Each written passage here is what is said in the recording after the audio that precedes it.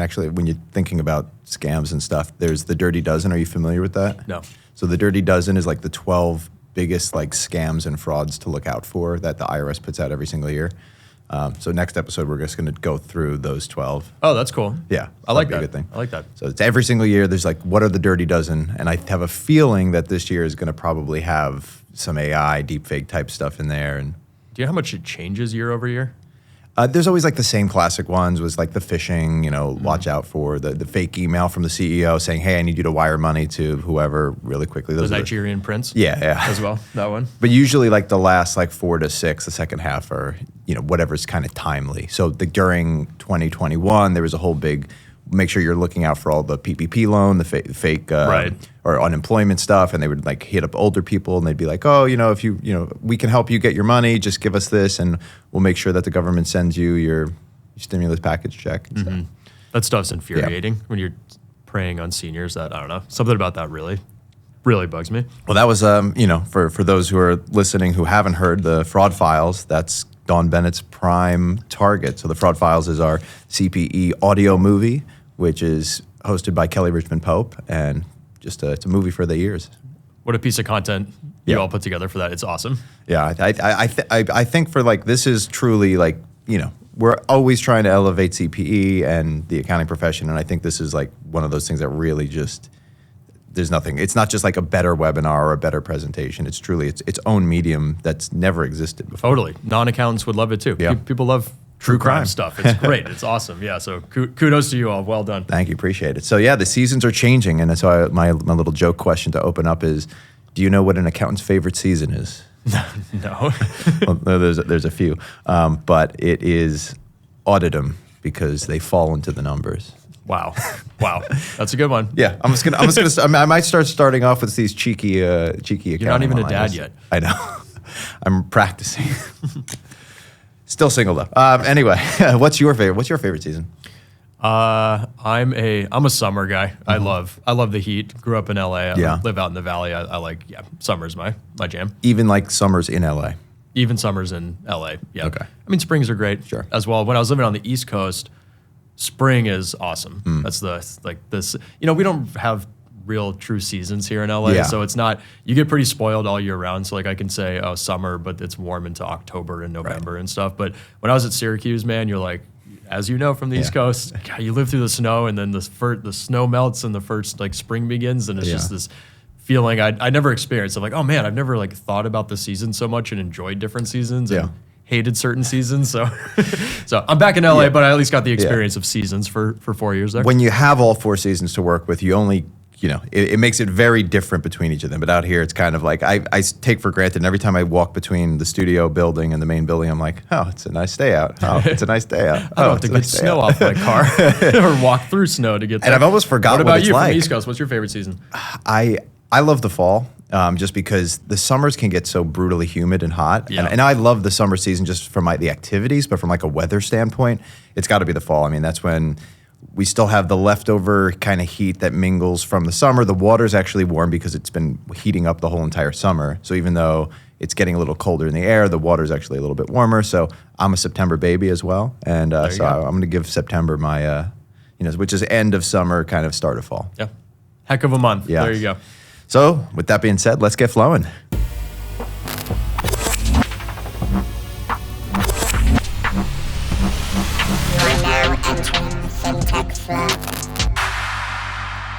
Welcome everyone to episode 26 of the Fintech Flo. I'm your co-host, Drew Carrick, producer here at FloQast Studios, active CPA. There you go. I'm Mike Whitmire, co-founder, CEO of FloQast, inactive CPA. Just got another letter from the compliance board. I'm curious to see what that's all about. You haven't opened it yet? We'll see. No, I was like, they sent an email being like, did you get this letter delivered? I was like, no. And then it's been so complicated getting renewed, and I thought this was done. So finally I had to be like, can someone talk to me on the phone so we can work through all this? Because I did all the CPE, took the ethics exam, sent my check in, and then ironically, the check got lost somewhere, and there's an accounting issue here. So I want to get this sorted out, but for now I'll say inactive. Okay. Yeah, I mean, some sort of thing. You took all 4 parts, so that's all that matters. I did. So we're excited to get caught up to speed on what's been going on. We've been slightly MIA because our other show, Blood, Sweat, and Balance Sheets, which has hosted by Mike himself right here. Commandeered some of our recording time, but it is a lot of awesome episodes that we filmed, including the FloQast Series E funding analysis. Fun one. With our CFO Razak. There was the discussion on AI with our CPO Chris and CTO Cullen, and then even myself and Stefan going through some of the biggest Excel blunders here with Mike. So make sure you give that a listen if you haven't. Also available for CPE. But before we dive in, what inspired the name of Blood, Sweat, and Balance Sheets when you were coming up with that?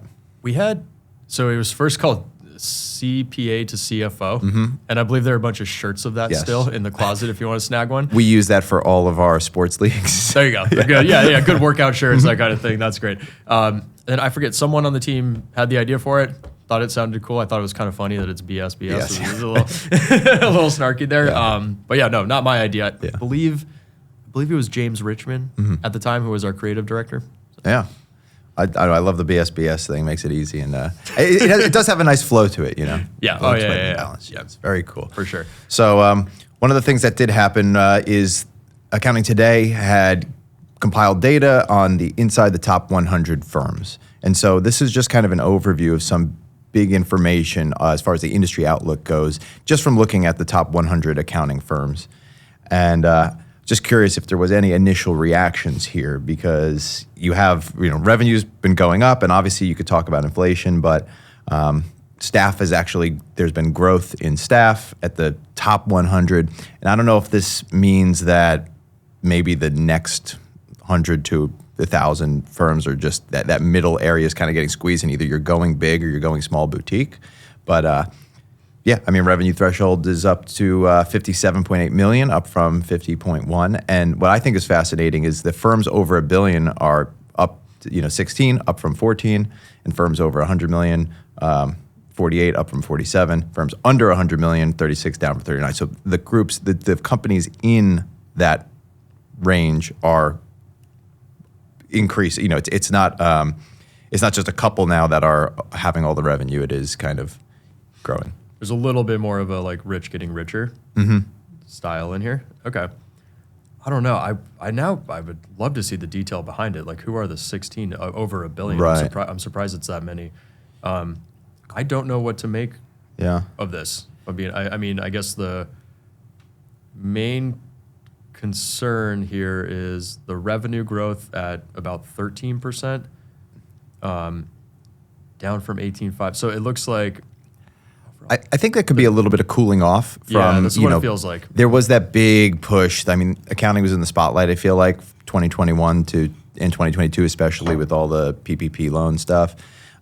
Everybody was just turning, how do we navigate through COVID? How do we factor in all the stimulus package? And that was obviously for individuals. That was a whole thing, whatever restructurings happening. And again, these are the biggest firms. So they're taking on the biggest of clients. So it's either the super high wealth, high net worth individuals, or large, corporations and whatnot. And they obviously had a lot of intricacies that they had to deal with. One thing I'd be really curious to see is so we're in our tech bubble, our IPO bubble and everything. And so this would be presumably a comparison of 2022 to 2023. Yep. There wasn't a ton of IPO activity either of those years. I'd be really curious to see this 2021 versus 23. And I made the we're in a bubble comment because I don't, is that a material increase in growth rate, or is that a blip on the radar picking up a couple extra IPOs? I legitimately don't know. Yeah. And so I'd be curious to see those stats, just so I could also understand within a firm, within any given one of these firms, how much focus is on we got to get this company before they go public and get all that work under our belt. Yeah,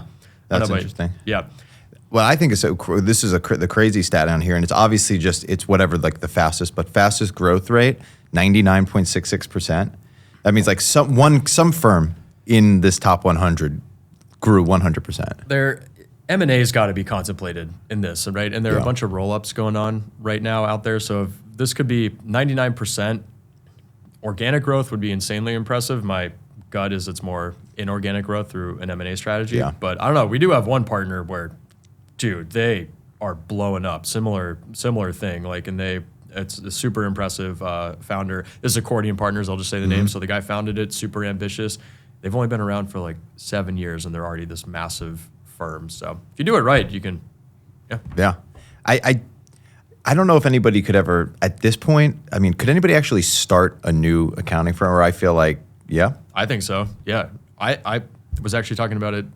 we're talking about on our marketing call this morning because we partner with a bunch of consulting firms and we'll co-host these webinars.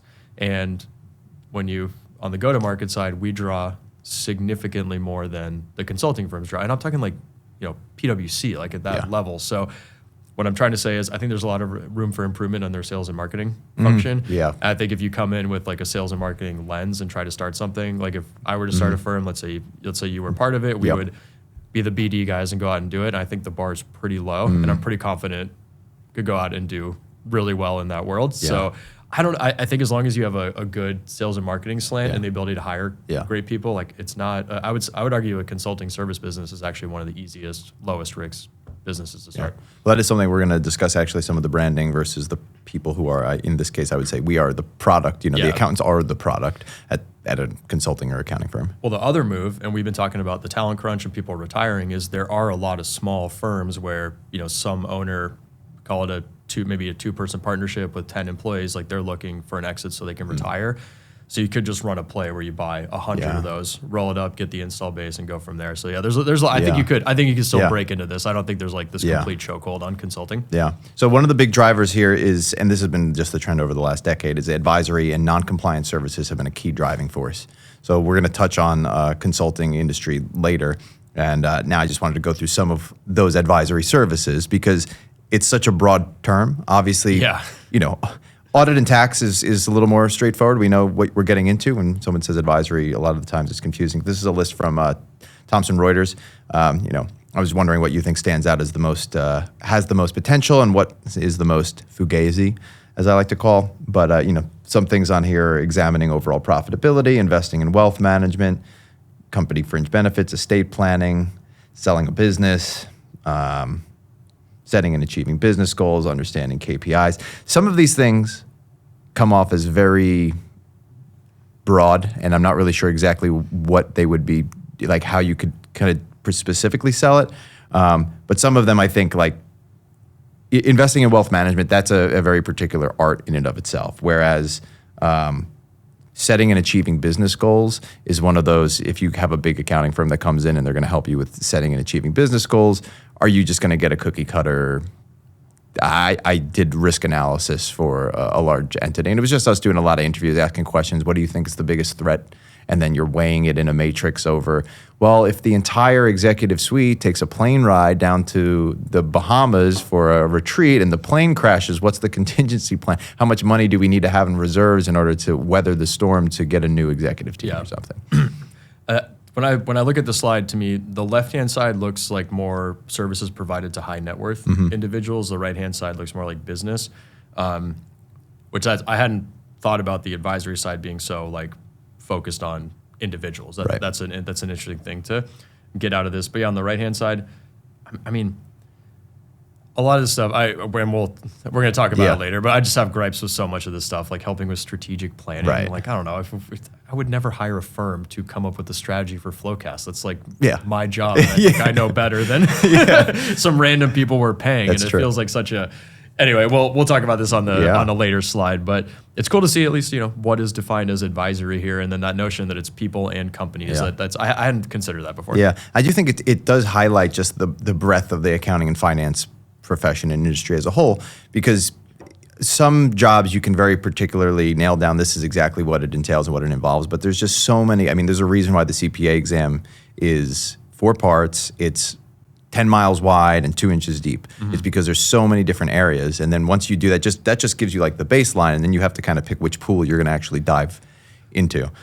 People don't understand that. There's like within account, the Dunning-Kruger effect? No, what's that? So it's where if you don't know much about a topic, but you think you know everything, you're the expert. So you just go that 2-inch layer, like deep layer. But then us in accounting, we know too much. So like we know if you go down in the film accounting vertical, for example, you're gonna become like an expert in that, and then all of a sudden you're thinking, I don't know shit about most of what's happening. Like, oh my gosh. So there's this idea, it's Dunning-Kruger is the notion that if you know a little bit about something, you think you know everything about it. But the more you know about something, you realize you don't know everything about it.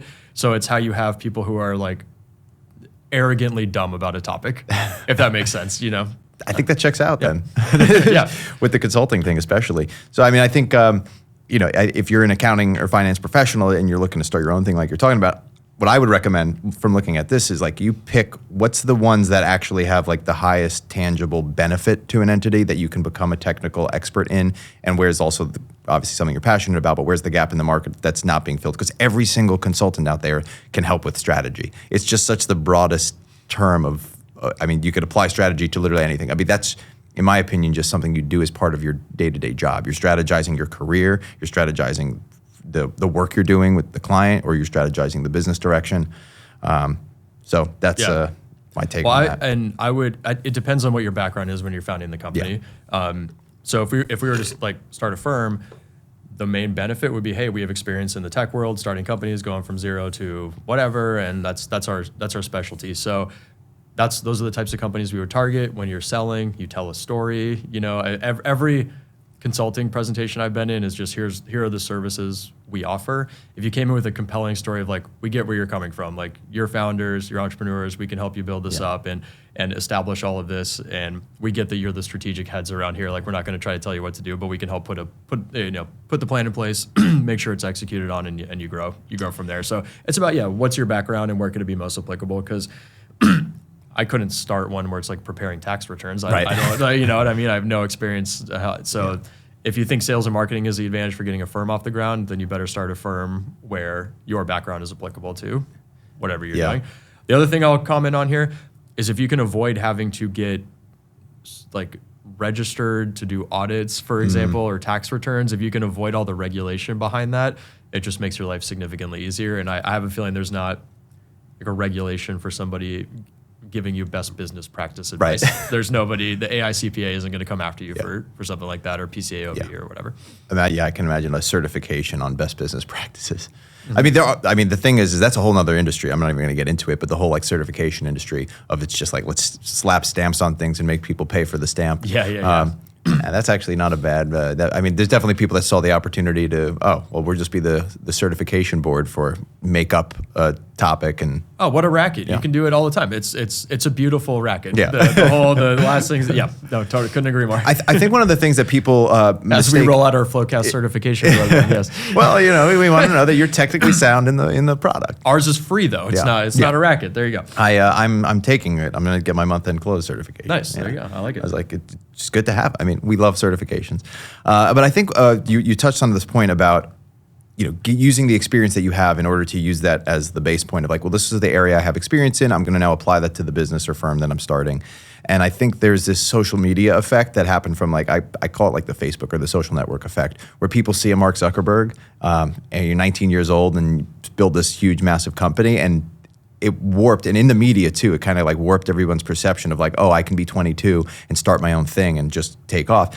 Not to say that it's impossible, but like there's not, a million 22-year-olds who are all guru experts in whatever their field is that we could trust. You don't have any actual experience to do it. So you can know a lot theoretically about an area, but I do think there is, because you can't expect a 16-year-old to be like, well, I think I'm going to go down this lane and then start to get 6 years of experience. So by the time you're 22, you've got that experience under your belt in that area. Like you're still going to college, you're figuring out who you are.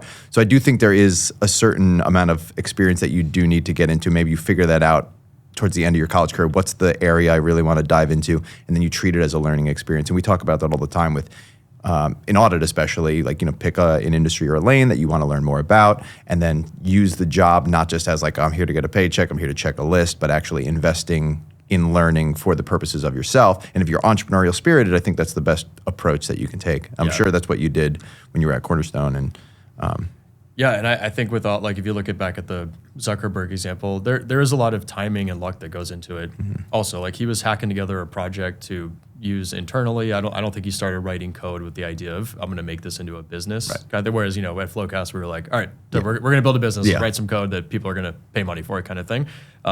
So I don't know. Maybe I'm speaking out of turn, but like, I don't know if Zuckerberg is this incredible businessman, entrepreneur, or whatever. I think he built an amazing product. There was a great opportunity. He rolled it out at the right time. They had a great go-to-market strategy with the universities and focusing in there. So to their credit, like, that's an incredible business decision. And I don't know if that was his call or somebody else's call or how that worked.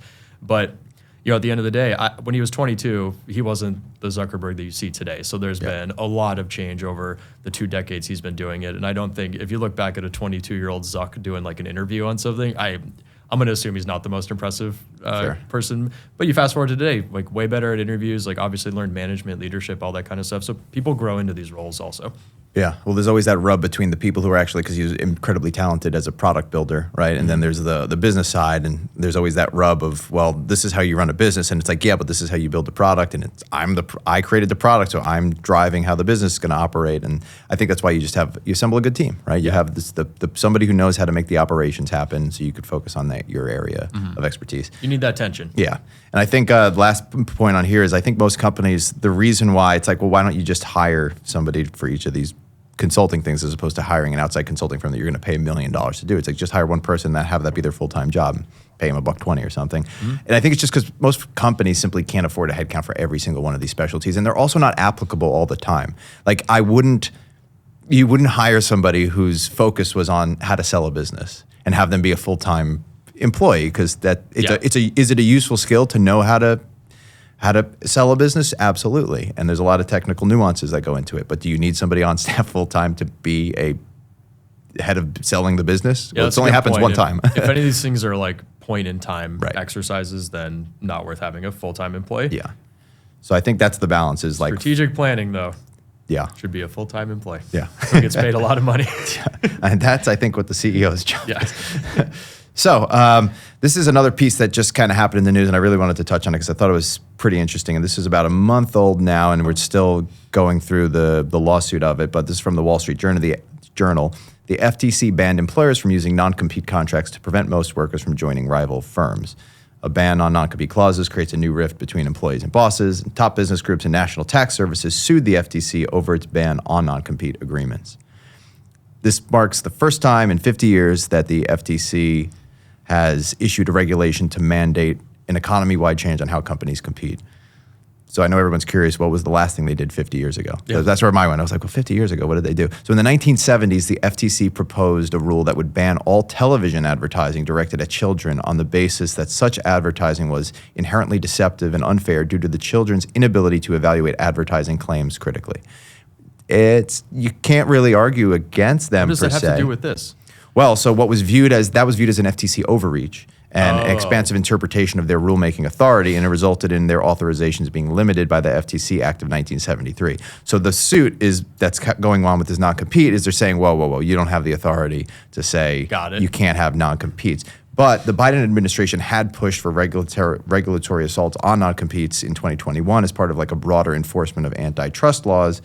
And interestingly enough, a tax firm, Ryan LLC, is leading the charge against this because that's the one that I'm the most familiar with. Like I know somebody who worked in a tax practice. I forgot where he worked back in the day, but he took a big chunk of his clients with him. He ended up having to pay, a hefty fine for doing so. But he's like, honestly, it's worth it. I'll take them all with me. And he built up an entire super successful wealth management and tax advisory service practice. Yeah, I mean that's a great use case for why you should have these things. Funny enough, that just happened to my mom. They had an employee leave, and now the employee's trying to recruit the clients over there. Fortunately, it's not working very well. It's not working out for her. So, but yeah, it's like, okay, you hire somebody, you train them up, you put them on the engagements, and obviously you're building a company, so you're not going to be on site with all those engagements all the time. So you lose a little bit of the relationship, and they establish it. And the firm put a ton of money and effort into the sales and marketing effort required to acquire that customer. So for you to kind of work on it for a while, get paid to work on it, and then just snatch it feels, pretty sketchy to me. So, and the other one is actually, on the note of fraud files, you got the like stealing clients from your old wealth management fund. That's another area where I could see that making sense because as an individual, you've accomplished all of that based on the brand that you're working for. And that's where I get that. That's where it gets tricky for me because you didn't do all this work. Like if you're a wealth manager at Goldman, maybe someone went with you because of you or that's part of it, but you're also under the Goldman umbrella and have all those resources. Right. So that's where it starts to get like pretty in the gray area with that. I don't know. What do you think? Should non-competes just not be a thing?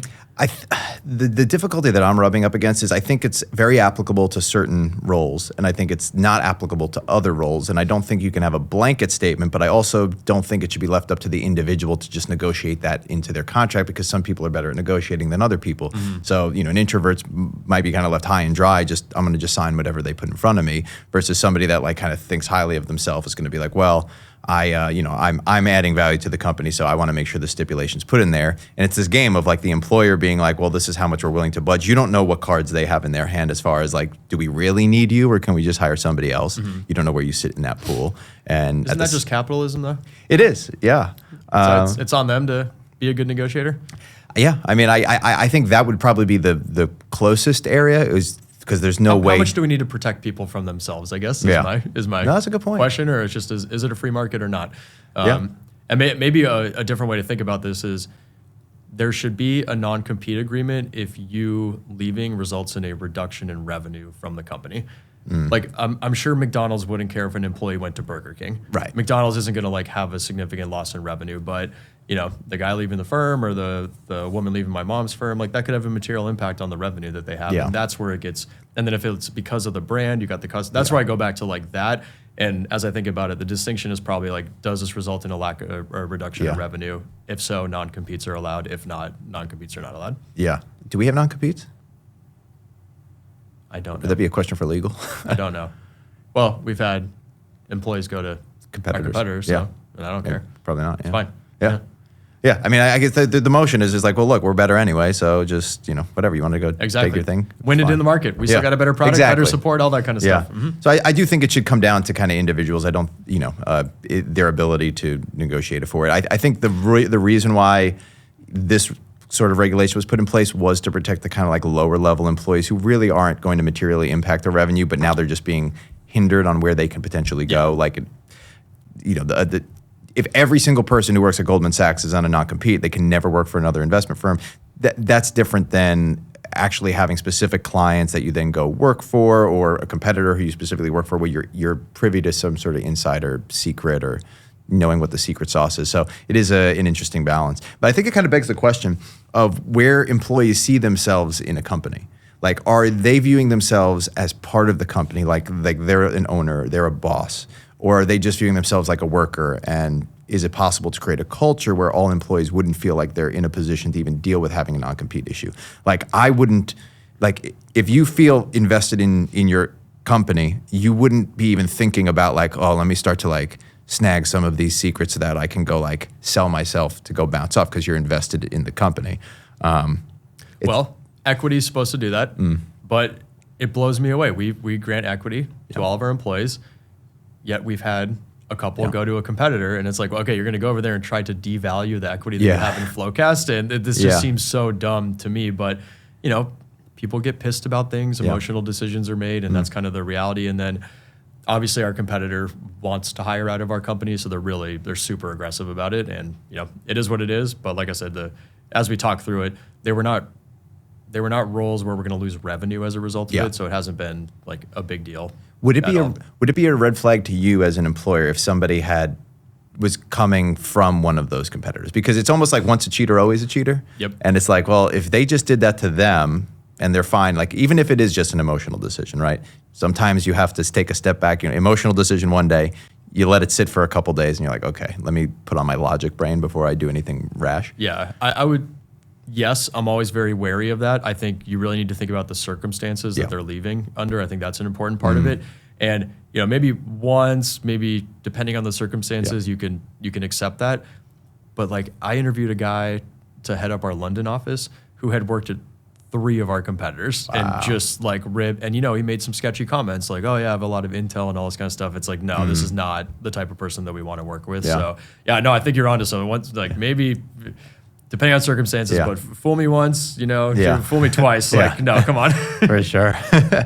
So let's move on to our bullish or bearish section. It's where we like to take a look at some hot topic and just give a little prediction on the future. As a disclosure, we are not Nostradamus, and regardless, not. So anything is not. It should not be taken as financial advice. But these are Perhaps emotional decisions. I was going to ask you actually to inquire with Cullen about this, and I'd be curious as to his take. So the iPad just came out. Okay. The new iPad.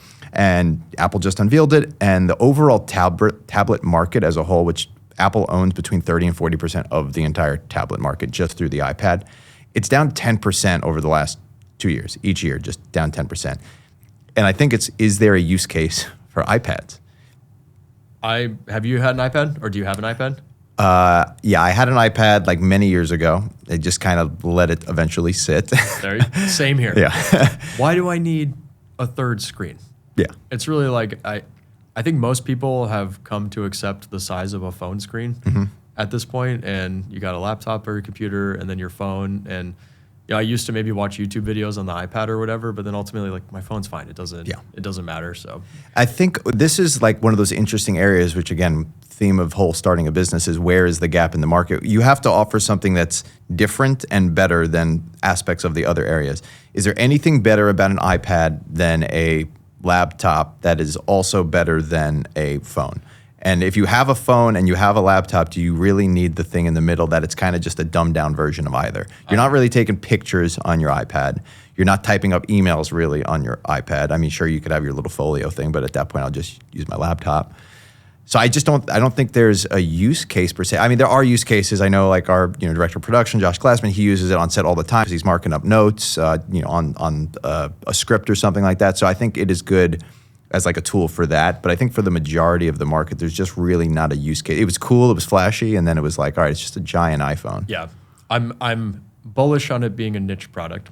Yeah. Which is not a good thing to say for Apple. I'm bearish on it overall and its revenue impact on Apple as an organization. Yeah, I think they're going to, we'll see how this sales cycle if it goes, but I am bearish on the iPad having another iteration after this. They're going to have to come up with, I think, something. I mean, that's what happened to the, do they make what are the music players? iPods? You don't iPods? Yeah, I don't even remember anymore. Yep. Yeah, I think they discontinued. Yeah. But no, it's a good question. Yeah. I don't know. At some point, you got to shut these products down, and this might be on its last leg. So my thoughts then, and I'd love to see Cullen's take on this, but thoughts on Apple innovation in general, because this is like this. I mean, I read all up on the iPad. Not a fan. Yeah, I talked to him about it. Okay. When the Vision Pro came out, I was like, dude, I did the demo. It's wild. I'm thinking, I wonder if I should, buy some Apple stock. He's like, that company sucks. Okay. Yeah, Cullen very much simplifies things, and he's just like, he's not a fan of Apple and doesn't think. Yeah. Because here's the thing. I mean, we talk about the branding stuff. I read through the specs on this. It's just the same old tune. It's thinner than ever. It's more powerful than ever. It's got the best camera ever. It's our best processor yet. The most advanced display. I was like, this is just the same keynote that you keep on delivering every time a new product comes out. There's nothing innovative or special about this. I mean, Steve Jobs is probably having a knip shit right now. Are they still? Do you know if they still do like an annual release cycle? There's a new one each year. It's usually so like an iPhone is like every September they have their event and they say this is the It might be time for them to ditch that concept and let a little more time play out. Like Tesla, for example, super innovative company, always making changes. They don't have an annual model. It's just when they're ready for the better version of the car to come out, it comes out and it might be the same model that they're selling for 2 or 3 years, and then the new one comes out, they sell that for a few years. And I think there's a lot of fatigue around these announcements. That's why I say it might be time to just have it be more like appropriate when there's actually some innovation of the iPad, then you do a new version of it. I think that's actually a great idea. They should take that piece of advice. Consulting right here, right here on the show. Free strategic advice, I think, or is that tactical? I don't know. But the reason I say that is because the iPhone sales are also like but there's been a drop off. Like people used to run to get the new iPhone, and now it's kind of like it's not really that different. Do I really need another one? Totally. What's your trigger for getting a new iPhone? When the phone starts to comp out, and I'm at the point now where like my camera's a little bit cracked, the front one's a little bit blurry, it glitches every now and then. I'm like, and my phone is over 2 years old. Normally I would have been like, all right, after the year, do I get the next one? Or at the very latest, after the 2-year payoff cycle, I'm like, all right, new one came out, and so I would usually get it every 2 years. I'm already coming up on 3 years on this one, and I'm curious because I'm probably going to go get the new iPhone next week because it's just I'm at the point where I was like, I just need to get just get the upgrade. And be like, well, maybe do you want to wait till the September? I'm like, well, they announce it in September. Sometimes it's back order. You don't get to order till November. It's back ordered. You don't get it till January. I'm like, a year will already have gone by before I get the phone. So I'm not concerned. But they've been eerily quiet on AI, Apple. Like they haven't made any major statement. I mean, they're always in the conversation, but other than the Vision Pro and how they can maybe like incorporate it, there's really nothing. So are they falling behind, or are they keeping a secret that they're going to make some big announcement in September? That's the speculation that I'm curious about. Interesting. I don't know. That's a good question. But yeah, they have been eerily quiet on it. And the reason I'm not going to get the iPhone when they announce it in September is because I'm not in one of those early adopters type of thing. I'm an early adopter, but I'm not that first category of people who are like, the moment it comes out, you got to get it. I will adopt quickly. I won't wait for that mature stage, but I'm not going to be that initial guinea pig group, because these things come out. And with tech nowadays, they're rolling out products that don't actually work half the time. And like the hardware's got glitches and they got to figure it out. I'm like, I'll wait for a year to go by. And if it has some sort of AI capability, or the hardware is like better configured for AI, I just don't know if that's going to work in the first iteration of the iPhone that they do it with. So I'd rather just get in now. Let me have an up-to-date phone. Let them figure out the glitches. That way when my next cycle comes up, hopefully they figure that out and I can go get it. Just another point to add here, we've talked about this before, but like with consumer debt going up and less spending, not getting the most recent iPhone is the easiest way to save some money. Yeah. Like, I'll wait another year, I'll wait 2 years or whatever. So I think you combine that like proactive desire to push the purchase with fatigue around these annual releases, because there's nothing too crazy coming out. That's a bad combo for growth right there. And so, that might be catching up to them here in a pretty significant way. But that's something to keep an eye on. Another thought on the consumer debt side, we talk about like how much cheaper things were in the 50s and 60s, homes are more affordable and all that. Also back then, you weren't spending a ton of money on technology all the time. It wasn't, how much money in your life do you think you've spent on computers, phones, stuff like that, things that didn't even exist for our parents?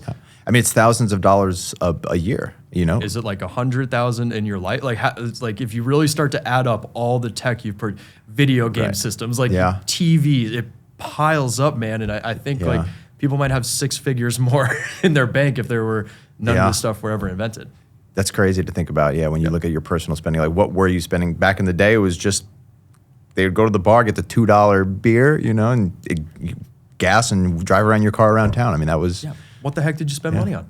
Mini golf, All right, so talking about some business philosophy here.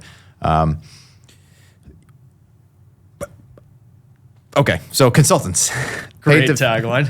Great.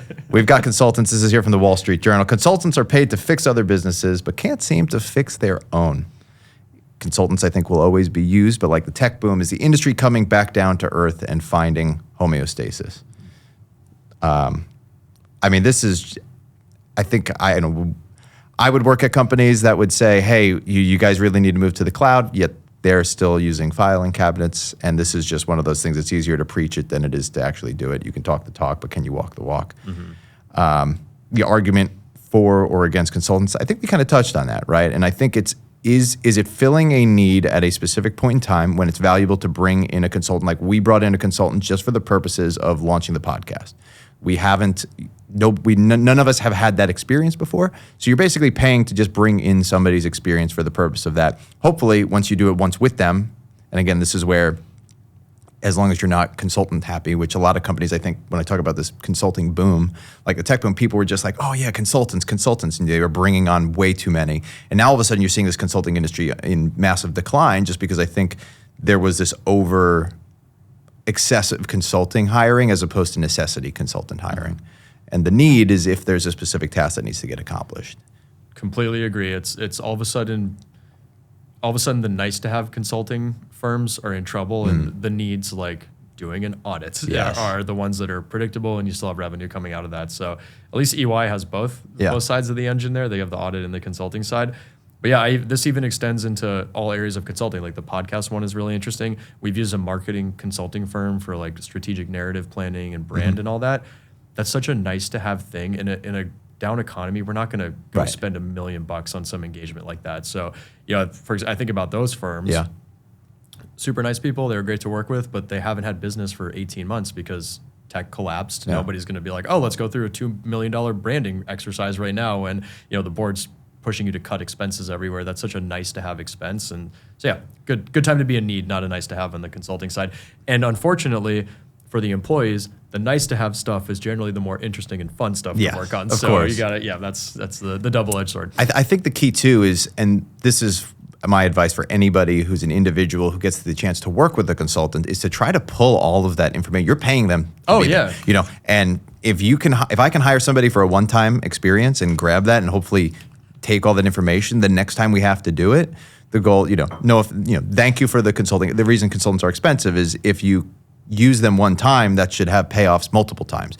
So the next time we buy a podcast, maybe it costs a little more. You're like, why is it costing that much to have this consultant? It's like, well, if I do this right, I could take all the information that they're providing me, and the next time I need to launch a podcast, I already know what to do because we have the roadmap from what we did the last time. And if that was successful, apply it again. You don't need to hire them again to provide the same information. Yeah. So yet another argument for focusing on recurring consulting needs. That's such a good point. Yeah. I think you're spot on, man. Yeah, I think department, function, company size, and level of technical involvement. We don't need the high level, like you said, nice to haves. Yes. So another part of this business philosophy here, and I thought this was just an interesting piece. Walmart is rolling out Better Goods. I don't know if you're familiar with this. No. So Better Goods is designed to appeal to higher end buyers, but still at an affordable price versus Walmart has the Great Value brand, which I'm sure you've seen. Those products which are very clearly a great value. Okay. Now these are Better Goods. Maybe the name in and of itself is interesting. The whole notion behind this is to kind of like appeal to the Trader Joe's, the Whole Foods style look of it, but at Walmart to try to capture more of that market play. And they've differentiated between Great Value, which looks cheap because it is cheap, and you feel like, oh, I'm buying this at a nice discount. To this, it feels like, oh, I'm getting a organic product. It's trendy. I wonder how different the products actually are, or is it just a brilliant branding exercise? Because this branding, this packaging looks great. Definitely something I'd get at Trader Joe's or Whole Foods or whatever. The name is brilliant. Better Goods. I think that's really great. But how much better is that double vanilla ice cream than the other ice cream that you buy? Well, this makes me, because obviously something claims to be organic or they claim to be this, and I think when fat-free only has to be like less than 2% fat in order to claim themselves to be fat-free, or it can say gluten-free and still have a certain amount in it. I learned yesterday at a mezcal tasting that tequila, even if it says 100% agave, it only actually has to be 99%, which means the other 1% could be additives of some sort. And it still gets certified, right? It's approved. And, there's the certain guidelines that the FDA has. And again, all these things are started. I think there's why this general distrust of agencies is because that they can kind of get bought out. Mm-hmm. And it starts with good intentions. I'm going to create an entity that certifies this company is doing the right thing. But eventually, somebody greases the pockets and they're like, well, give us that stamp. Well, give us that stamp of approval. And so it devalues the credential itself. I don't know if there's really a good solution. I mean, we talk about even with audits, right? You're hiring a company that you're paying to then tell you how you're doing, which is important to the shareholders and to the investors. And so why not pay them to give you a good rating? Versus, like you talked about, having a pool, which I really like that idea, a pooled resource group where all of the firms contribute an amount to it, and then the government kind of assigns. That way it is truly an independent audit as opposed to a relationship audit. Yeah. They try to be independent, but it's tough when the client's paying you. Random thought. It feels very strange to me that food is either called food or organic food. Shouldn't it be food or GMO food? Yeah. Like shouldn't the follow-on be the warning, not the additive? It feels so weird to me that that's how it's developed, like within the, random thought. No, but you said organic food, and that's always something where it should be the opposite way. Like food should be organic, right, and the qualifier should be if it's not organic. Right. Anyway, I think about with athletes, they're talking about doing the steroid Olympic Games. Right, and awesome. It's like, so it's like, I look forward to it. This is the regular, this is the normal, and this is for people who are on steroids. And it's exciting. You get to watch it. It'll be interesting and fun and fascinating. So that would be the equivalent of in 10 years. So that, let's say that exists, it blows up, and in 10 years we're like, there's sports and then regular sports. Yeah. or like non-cheating sports. Non-cheating, but unenhanced sports. And somehow the new steroid version is what morphed into the normal thing. Right. And then you have the old stuff, which needs the qualifier. Whatever. This is just a random topic, but something that, obviously bugs me a little bit. Well, so this sort of got me thinking down this rabbit hole of like how important, and we started touching on it, how important is branding versus the actual product itself? Because like you said, accountants don't often think about branding since we are in most instances, especially when you're at an accounting firm, we are the product. Mm-hmm. And I realized that that was a whole big sticking point when working in public at Grant Thornton, was like we're driving revenue. I was like, every time I go out to the client, like I'm bringing in money for the company. And then you have all the people in the back office and you're kind of like, these people, they're just sucking. They're sucking. They're not doing anything to bring in revenue. You sound like a sales guy. But that's like kind of how it was viewed. I was like, are you an expense or are you an asset? I wish Corporate Bro was on this podcast. That's so funny, dude. That's the closest thing to being a sales bro you can be. You're not wrong though.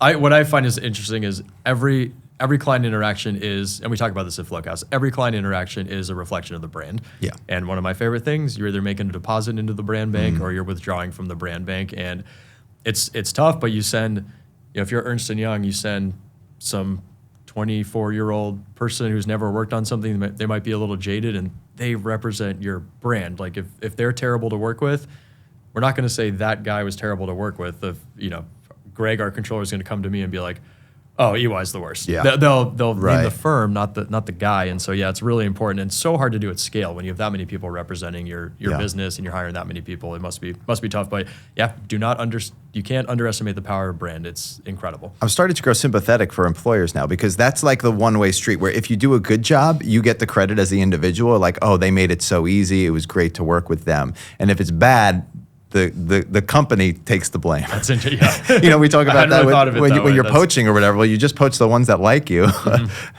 and then the company churns the ones that don't like you. That's a really so it's all win for you and no win for them. So I was curious. This is kind of like my ask a CEO question or ask a founder question, right?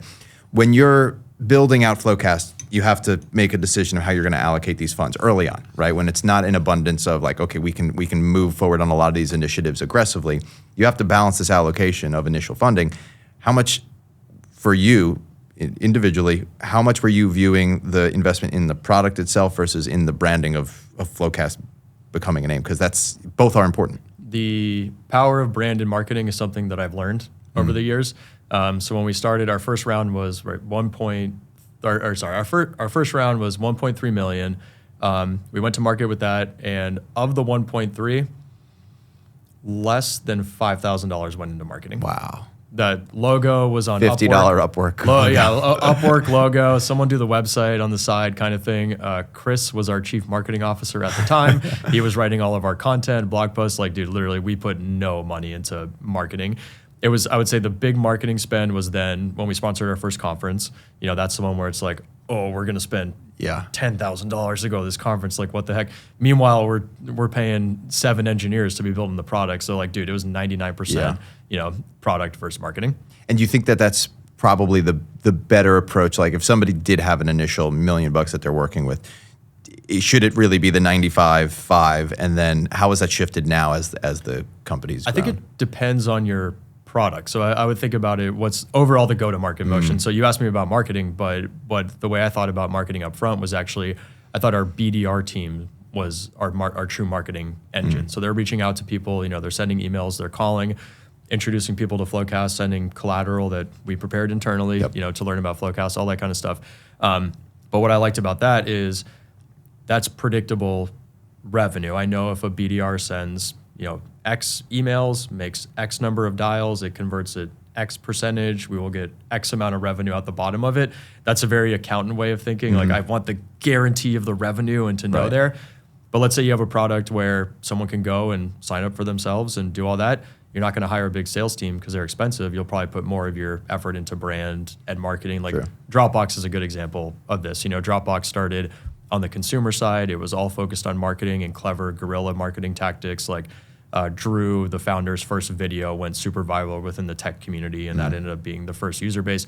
Box went the other direction and went more for enterprise, and so they have a bigger sales team. I mean, at this point they spend a lot more on marketing, but they have a bigger sales team as well to accompany that. Yeah, I think when it comes to the higher level, when you're especially in the B2B world, the individual aspect of it, I think, is going to become increasingly important. So, like you said, the BDRs are the front of marketing because a lot of people are finding out about the company perhaps through just inbound messaging. It's a stupid cold email I got. Yeah. Yeah. And like that's how you're kind of figuring it out. And I do think that there's going to be a lot of value. And again, the mezcal tasting that I did was a prime example where I realized it was an intimate group. There was, I think, 12 of us there. I got invited by a friend. So I went with him and, there's only 12 people and they had set up for like 25, about half room filled up.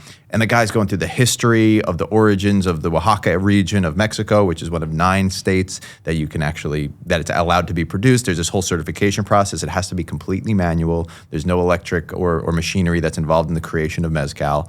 And I learned the whole history, obviously sponsored by the brand, Madre, right? Mm-hmm. And then they give you the taste testing, and you're like, now if I'm at the store, I'm like, I feel connected to the history. I feel connected to this brand.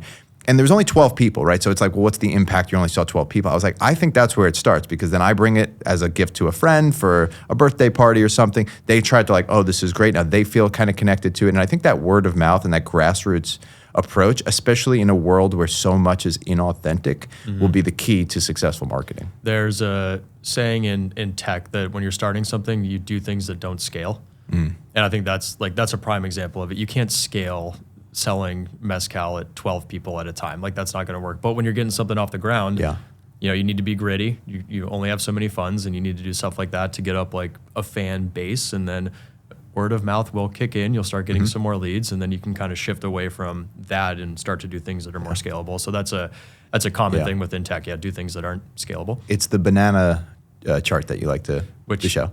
Banana chart, yeah, that's part of it. But it's even early stuff. Like a lot of our first customers were just through networking and reaching out to this person, and I can only network for so long. We're not going to be able to get to accomplish our goals with my network. It's not that. So that was up front, but then what's a little more scalable? Okay, the BDR team's a little more scalable. Actually, there's a ceiling on how much you can scale the BDR team. You can't have 500 of them. It's going to get saturated. So okay, the next thing is marketing. That's going to be that can then be scalable. And then, okay, hey, we're big enough to where partners care about us. Partners are even more scalable than all that. So you can see how we just like ran up the ring of scalability with go-to-market. Yeah, no, it's interesting, the economies of scale for even individual departments, because that's a really interesting point. It's like you can only have so many salespeople before, like you said, it's too much. Yeah, like if I'm BDR and my territory is Santa Monica, right, I'm not going to be successful. But if I pair a bigger territory with marketing budget, then you can have a BDR that's way more impactful and getting more stuff done. That's very cool. So, make meme laugh, or make meme LOL, I should say, because busy season's technically over. So we switched up the title of the slide here. So we'll make meme laugh until the next busy season. But clients aren't even trying to hide it anymore. For those who are just listening, we've got a Excel document here that's got a list of expenses, and one of the expenses is fraud expense. So that's just a joke in and of itself, which is kind of funny. This is just for fraud. How important are labels from the accounting department at a company in relation to the audit process? There's a little pivot off of this meme here. And because the first thing that comes to mind is like, this is not obviously a client saying, this is us committing fraud and this is how much it costs for us to commit this fraud, though that would be pretty funny. It's like, yeah, we're running a Ponzi scheme on the side and this is how much it costs for us to build the fake, which actually, I'm going to do a little quick sub story here. I don't know if you heard about this, but Amazon actually had created a fake company that was a completely legitimate company to go use other platforms as a seller to see how their processes and system worked. It's fascinating. So it was like a covert secret operation, and it was called Big River. Amazon. Okay. Big River. Wow. Yeah. Big River LLC or whatever. And they actually had a group of Amazon people. Most of the people at Amazon didn't even know this was happening, but a select group of them went and created this company. And it was like their full-time job was building the website and sourcing products and actually selling and using this on a distributor as its own entity with the purpose of gathering like screenshots and showing the process and sending it back to like kind of gather inside trade secrets. it's not illegal. Is it unethical? I mean, like you get these mucky waters of like, where does the line of ethics and legality and just free market capitalism converge? And is that okay? I think it's unethical. Yeah. But yeah, in a free market capitalist society, my morality doesn't necessarily matter when competitors have different levels of morality. So Sure. yeah, that's such an interesting like line that you have to toe with everything. But this name is hilarious. Yeah. fraud expense. So I got a random one for you. Yeah. Was actually funny enough. My mom is coming up again. My mom's an accountant. Was talking this morning, and the Boeing stuff came up. Who's paying for this? For those who don't know, 2 whistleblowers about Boeing have now been mysteriously died. I'm gonna piece some stuff together and say Boeing had a little something to do with it. Where do you classify that? Where's the hitman budget? Hitman expense? That's a consulting. Maybe we cut this from the podcast, but that is an insane thing. Like, who's paying for this stuff to happen? I don't follow the money, but yeah. It's part of the consultant's budget. Is it a nice to have, or they would probably argue that's a necessity? Oh yeah, the law firm probably just pays for it, and then it's part of the legal bill. Yeah. A boutique law firm that specializes in taking care of major PR debacles. I can't believe that's happening Yeah. in plain sight, right in front of us. It's like they're about to get demolished because of this lawsuit in these cases, and the whistleblowers are magically committing suicide. And Boeing, like in the middle of the as we speak, and I don't know by the time this releases what the status will be of it, but Boeing's launching a rocket into space that's supposed to be manned. And I'm like, that's an interesting time for them to choose to take that initiative on, because they've been going at this for like years or whatever. And obviously SpaceX is lapping them. They're just sending. This has been like a slow and steady sort of thing. And that better go well for them. yeah. That better go well. But so anyway, so what I wanted to know about though was how important are labels from the accounting department in relation to the audit process? Because I don't know if you remember from the audit days, journal entry testing, a lot of times you had to look for keywords that were in the descriptors. I know because when we get our expense, what are all the corporate credit card transactions, we're labeling what the things are identified as. And I started thinking, I was like, imagine, the auditors come in and they search for, because one of the things that you're supposed to look for in journal entry testing is fraud in the description. Now obviously I think with the bank, there could obviously be like wire fraud, like there's an expense allocation. I think that's where this originates from, is like there's reviewed for reasonableness. Yeah. Wave. Yeah. Okay. And because they're factoring in there's going to be fraud that occurs on, at banks. They have a budget for dealing with, fraudulent transactions and stuff. So that's, I think, what this expense would probably relate to in actuality. But it will flag up. So I mean, imagine you're looking at our journal entries and you see the fraud files, expense spent on fraud files. And I'm like, what fraudulent files are you spending expenses on? That's really interesting. We got to ask Greg if the auditors ask him about those transactions. Be curious about that. But to answer your question, I think it's very important what you name things. And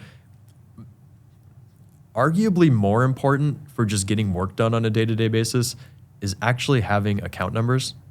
This blew me away. When we started FloQast, you link up your recs based on the account number.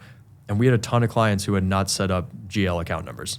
It was just words. Yeah. And I don't know, when you're doing your work like on a daily basis, sorting by GL account number, be able to search for the account you're working on is just so helpful. Yeah. And so I'm like, gosh, get some numbers in there. Like for starters, it's easy. So we do help our clients get the numbers loaded up, and there's a best practice for how to do all that.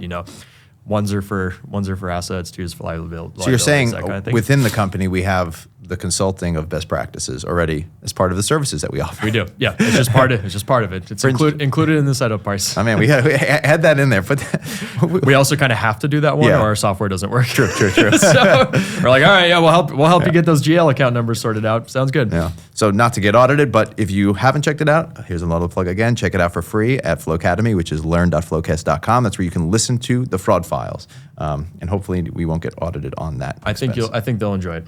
I think that'll be funny, actually.